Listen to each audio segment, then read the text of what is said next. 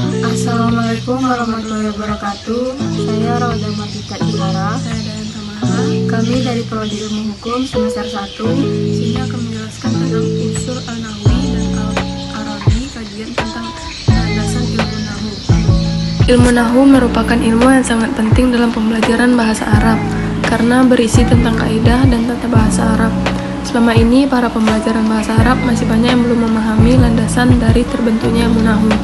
Mengkaji lebih jauh tentang landasan dari ilmu nahwu yang telah terbentuk, metode yang digunakan dalam kajian ini adalah metode penelitian kepustakaan, yaitu rangkaian kegiatan yang berkenaan dengan metode pengumpulan data pustaka, membaca dan mencatat serta pengelolaan bahan penelitian.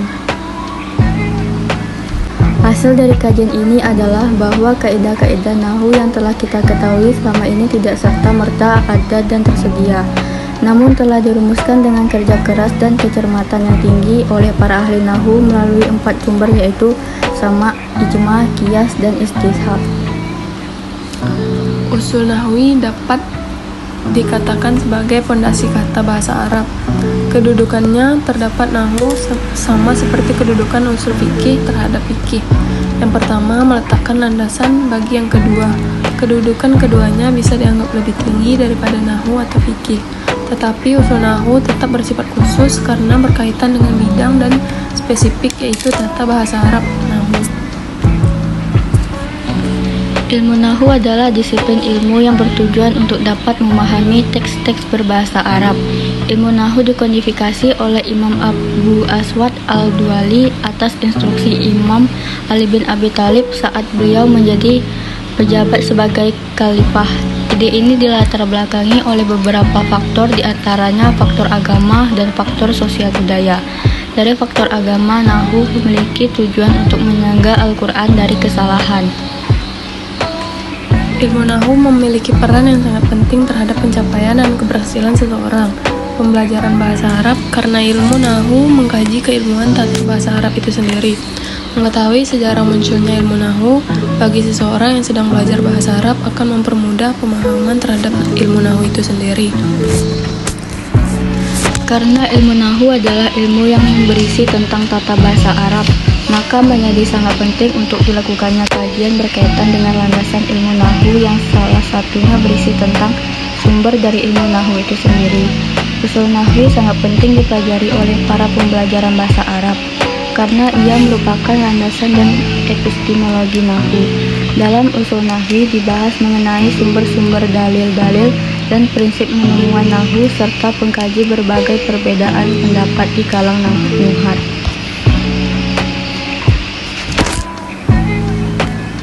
Hasil dan pembahasan usul nahwi dapat dipahami sebagai ilmu yang membahas nahwu secara universal, baik dari segi kaidah-kaidahnya, dalil-dalilnya, metode istinbat, dan dalil-dalil maupun dalam bentuk aplikasinya. 4 dari perkembangan usul nahwi banyak terinspirasi dari wacana keilmuan yang telah dikembangkan oleh ulama usul fikih dan ulama fikih. Seperti halnya dalam sumber hukum yang telah disepakati oleh ulama fikih, yaitu Al-Quran, Sunnah, Qiyas, dan Ijma dalam penetapan kaidah-kaidah fikih. Berbicara tentang sumber ilmu nahwu atau usul nahwu, Ibnu Jini mengatakan bahwa usul nahwu ada 3, yaitu sama, ijma, dan qiyas. Sedangkan Ibnu Al-Anbari mengatakan bahwa usul nahwi adalah nakil, qiyas, dan istihabul hal. Dari pendapat para ulama ini dapat kita simpulkan bahwa usul nahwi ada 4, yaitu sama atau nakil, ijma, qiyas, dan istihab.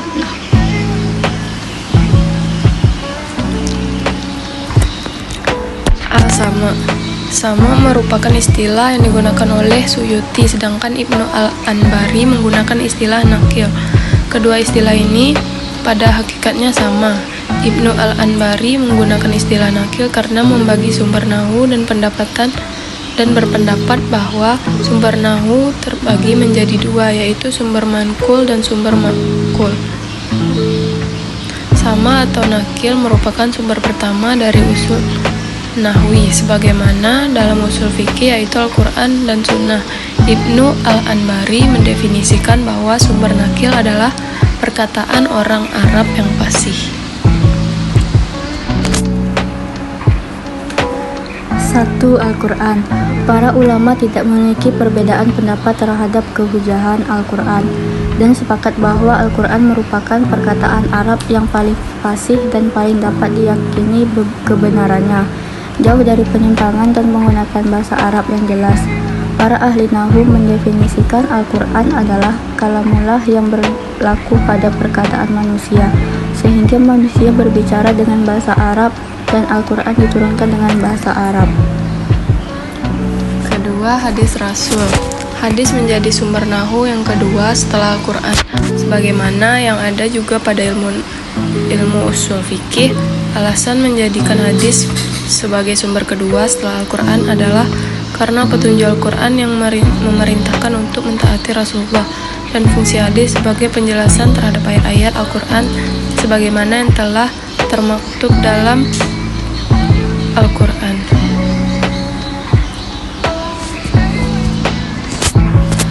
Para ahli nahwu sepakat bahwa Rasulullah adalah orang yang paling fasih dan hadis apabila riwayatnya sahih dan bahwa Rasul benar-benar mengatakan, maka tidak ada keraguan dan alasan untuk menolaknya.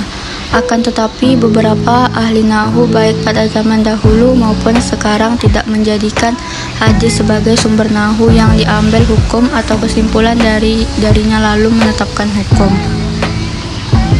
Ketiga, perkataan orang Arab. Perkataan orang Arab merupakan sumber ketiga dari usul nahwi. Yang pertama sama.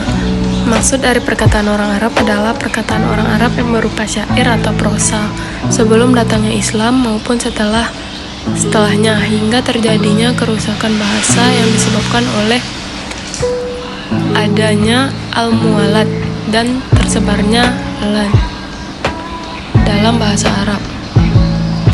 Pengertian dari perkataan orang Arab adalah perkataan orang Arab yang fasih walaupun berasal dari anak kecil dan orang gila, karena jarah watang adil tidak berdasarkan kepada kefasihan orang yang menyebutkan, namun berdasarkan periwayatannya. Keempat, bahasa fusah dan dialek-dialek Arab. Sebagian besar para linguis Arab berpendapat bahwa yang dimaksud dengan bahasa fusha adalah dialek Quraisy atau bahasa Quraisy. Orang Arab mengambil bahasa Quraisy sebagai bahasa fusha karena bahasa Quraisy merupakan bahasa suatu kabilah yang besar. B. Al-Ijma. Ijma dalam istilah ulama usul adalah kesepakatan para mujtahid dari umat Nabi Muhammad SAW dalam suatu masa setelah wafatnya Rasulullah SAW.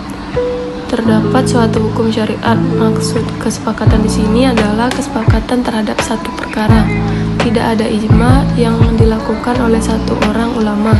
Jadi syarat kumpulan mujtahid menjadi syarat terjadinya ijma. C. Qiyas. Qiyas menurut para ahli ushul fikih merupakan dalil keempat setelah Al-Quran sunnah dari ijma. Apabila seorang mujtahid mendapatkan suatu masalah yang tidak memiliki hukum dalam Al-Quran dan sunnah dan tidak ada ijma, maka ia harus mencari pembanding terhadap hukum yang telah ada. Kemudian apabila terdapat ilat antara keduanya, maka hukum bisa diterapkan kepadanya. Inilah yang disebut dengan qiyas. Kedua, qiyas istiqroil lafaz. Qiyas adalah qiyas telah terdapat pada tulisan para ahli nahwu. Pertama, dalam meletakkan dasar-dasar nahwu Arab untuk menjaga lisan Arab dari iyan, serta membantu untuk memahami Al-Quran. Dalam Muqaddimah Abu Aswad Al-Duali, Ibnu Salam Al-Jumahi berkata dalam bukunya Tabakat Fuhul Asishu Arab bahwa orang yang pertama kali meletakkan dasar ilmu bahasa Arab untuk mendapatkan suatu bangunan keilmuan yang mapan, maka usul nahwu menjadi fondasi dalam lahirnya ilmu nahwu. Kaidah-kaidah nahwu yang telah kita ketahui selama ini tidak serta-merta ada dan tersedia, namun telah dirumuskan dengan kerja keras dan kecermatan yang tinggi oleh para ahli nahwu melalui 4 sumber, yaitu sama, ijma, qiyas, dan istiqab. Walaupun terdapat perbedaan oleh sebagian ahli nahwu dalam menetapkan sumber-sumber nahwu terutama pada istiqab, namun secara umum para ahli nahwu menetapkan bahwa istihab merupakan salah satu sumber nahwu. Sekian dari penjelasan kami. Apabila terdapat kesalahan mohon dimaafkan. Wabillahi taufiq wal hidayah. Wassalamualaikum warahmatullahi wabarakatuh.